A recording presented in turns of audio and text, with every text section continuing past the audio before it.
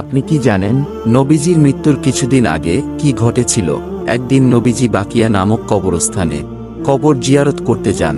কবর জিয়ারত করে ফিরে আসার সময় নবীজির প্রচণ্ড মাথা ব্যথা করতে থাকে। এরপর তিনি জ্বরে আক্রান্ত হয়ে পড়ে। নবীজির জ্বর একটানা 13 দিন ছিল।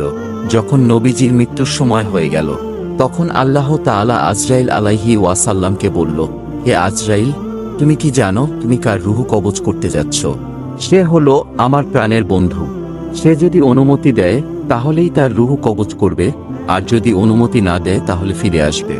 এরপর আজরাইল আলাইহি ওয়াসাল্লাম নবীজির রূহ কবজ করার জন্য নবীজির ঘরে প্রবেশ করেন এবং নবীজিকে সালাম দিয়ে বললেন, হে আল্লাহর রাসূল, আমি মালাকুল মাউত। আপনি যদি অনুমতি দেন তাহলে আপনার রূহ কবজ করতে পারবো, নয়তো ফিরে যেতে হবে। তারপর নবীজি অনুমতি দিলেন এবং নবীজির রূহ কবজ করা হলো।